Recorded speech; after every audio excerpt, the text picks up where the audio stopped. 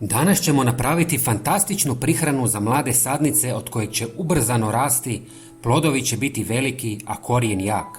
Također će obogatiti zemlju mineralima i poboljšati strukturu tla. Pomoći će slabim i zaostalim sadnicama da ne uvenu. Potaknuti će rast i cvjetanje. Osim sadnica, ovu organsku prihranu možete koristiti za većinu biljaka. Koristit ćemo 3 sastojka, a za jedan od njih vjerojatno niste nikad čuli, a nevjerovatno je koristan za zaštitu biljaka. 1 žlicu riže usitnite u mlincu kako biste dobili fini prah. Na ovaj način će se bolje iskoristiti sve hranjive tvari iz riže i brže otopiti u vodi. Riža sadrži niz minerala uključujući kalij, fosfor, magnezij i cink. Ovi minerali su ključni za razvoj biljaka i pravilan rast korijenja, lišća i cvjetova. Kalij, na primjer, podržava cvatnju i plodonošenje, dok fosfor potiče razvoj korijena i jačanje biljnog imunološkog sustava.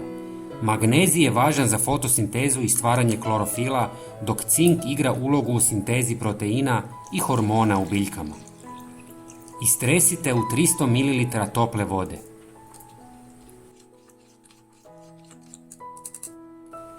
Dodajte 100 ml mlijeka koje je korisno za prihranu sadnica jer sadrži važne hranjive tvari poput proteina, kalcija, vitamina B kompleksa koji potiču rast i razvoj biljaka. Njegova prirodna svojstva pomažu u jačanju korijena, poboljšavajući otpornost sadnica na bolesti i štetočine. Također, mlijeko može poslužiti kao blagi fungicid, štiteći biljke od određenih gljivičnih oboljenja.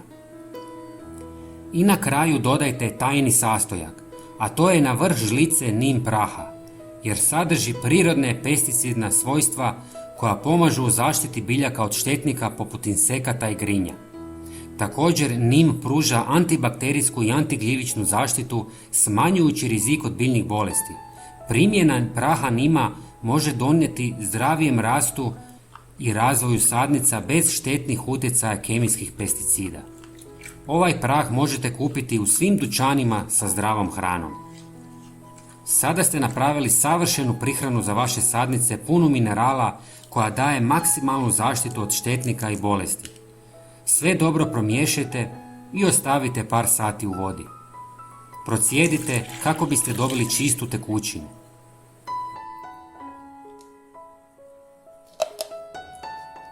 Razrijedite sa još 2 litre vode. Možete i koristiti folijarno ako želite. Zalijevajte sadnice ili sve druge biljke 1 do 2 puta mjesečno. Prijatelji, pogledajte i naš sljedeći koristan video na vašem ekranu. Hvala vam puno. Pozdrav!